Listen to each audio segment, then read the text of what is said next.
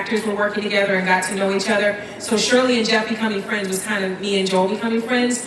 Now we're 2 seasons down the line and we're already friends, so it was like getting to have him all to myself. I'm very selfish when I get cast members to myself. Like I love when I get Gillian by myself or Allison by myself. So we found out that there's a nice little sweetness about Shirley and Jeff together, and thankfully the writers have written maybe 3 or 4 more times this season where we get to see them together in some capacity, I think. Yeah, I did figure that out about smack in the middle of this season, that, we got to get back to that gossip story from the first season when you became a confidant of his, when your characters are in the similar age bracket, and I think that, I won't prattle on about that, but it's weird in TV, you're selling heads on a box, and sometimes you're supposed to think as hard as you think about things like remedial chaos and paintball and all this stuff, and then another part of your job is just to think like a douche, like a producer douche, just going like, put her next to him, she pops. You kind of like, because that's what the show is people standing around and like being with each other and stuff. And somehow Yvette next to Joel works for your character. It's a funny visual, I think, too, because we're like just so opposite in every way. So. Now, Ken, I don't know how much you can reveal, but that trailer, that very cool trailer we just saw, there's some interesting glimpses in there. There's a large Chang banner being unfurled. You're dressed like Napoleon at one point. Anything you can say about what's going on there? I mean, nothing I want to say except I don't want to spoil anything, but it is my favorite Chang arc of the series. So this incarnation of Chang has been my favorite because it combines the authority from season 1 with the patheticness of season 2, and it splits the difference season 3 with being a security guard. So when Dan told me over the summer I'd be a security guard, I instantly got it. I was just crying, laughing instantly, and I just saw it happening, and it's I just can't wait for you guys to see it, because it really is just some of the favorite stuff I've ever done on the show. Now, Gillian and Dan, you both sort of talked about figuring Britta out in those first few episodes. Britta is such an awesome character. What do you think it was that sort of got her to click in and for people to really, I think now really, really adore her? Well, when I wrote the pilot, I needed a carrot for this rapscallion character, Jeff Winger, and so Gillian had to play this role of like the girl that the guy wants, and like all kind of nerdy writers like me do, the ideal girl is always just this list of eclectic traits. We don't know. We don't. We just sort of we're nerds, so we go like, my favorite girl will wear Chuck Taylors, and she'll listen to Radiohead, and she does this and she does that. And it's just sort of a list of stuff that you fantasize about, your fetishes and stuff. And there's no more dimension than that. And so that's what the character was in the pilot. And I figured, well, if we get picked up, we'll figure out who this person is, because that's not going to work for a series. And then when we got picked up, we sat down with the writers, and Hillary Winston, one of the first season writers, I said, so let's start talking about the characters. Let's start with Britta. And Hillary said, I don't like her. And I said, what don't you like about her? She said, I wouldn't trust her. I feel like if I went shoe shopping with her and felt vulnerable for a second and acted like a woman, she'd punish me for it. She'd make me feel awkward about it, like I wouldn't be able to be. She just rattled off all these things, and instead of changing the character, I thought, okay, so that's who Britta is. She's the woman that women don't like.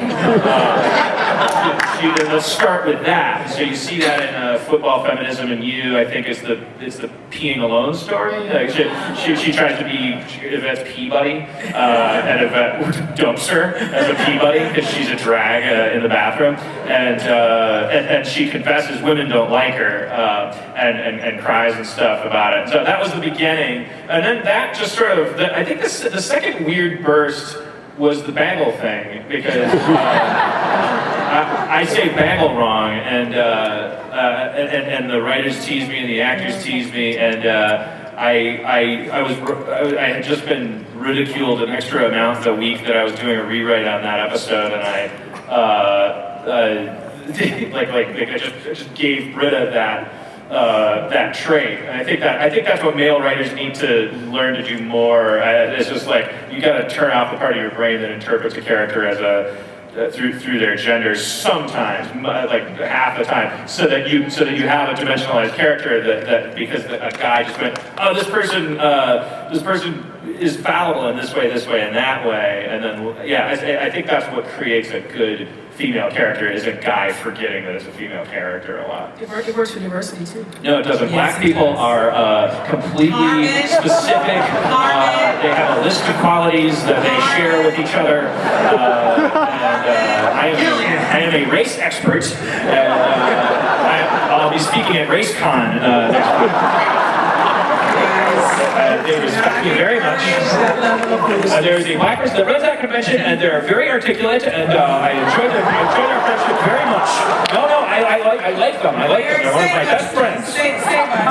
Gillian, you haven't seen like the one in that episode where she's like, I lived in New York. Yeah. Do you just embrace that part of her? Oh, I love it. I love her indignation. I like her hypocrisy.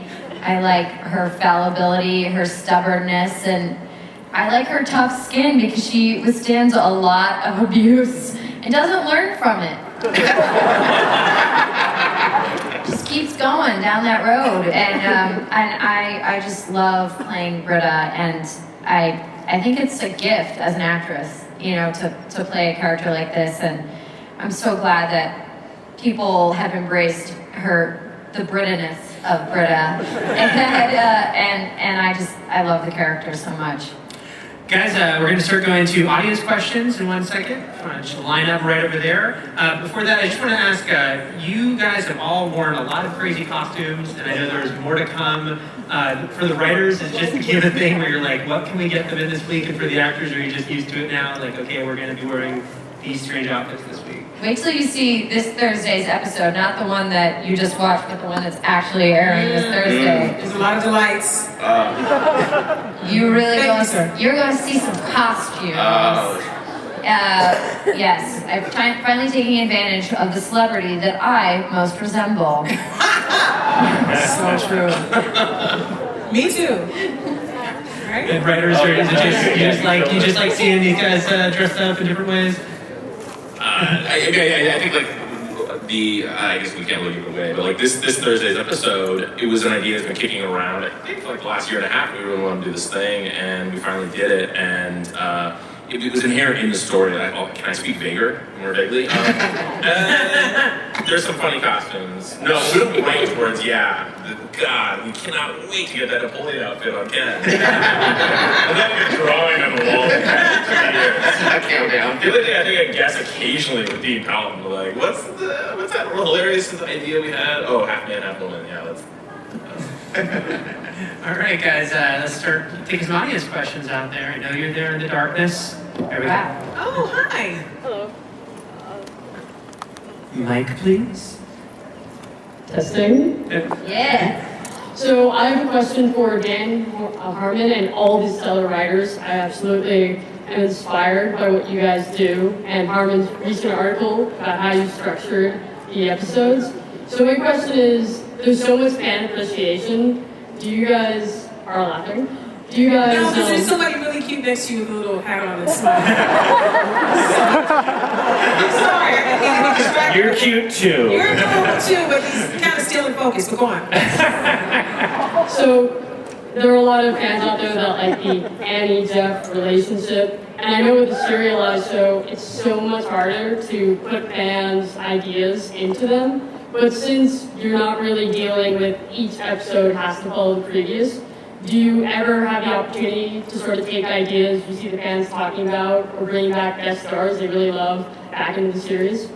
That's more of a between seasons thing. There's usually, even though the writers are 6 weeks ahead of the audience on average. So if somebody tweets me, put the word hot dog in the next episode, the earliest that could happen would be 6 weeks after the person says that, assuming a normal schedule. Then when you add to that, if someone says, put Tom Hanks in the next episode, we're working on it.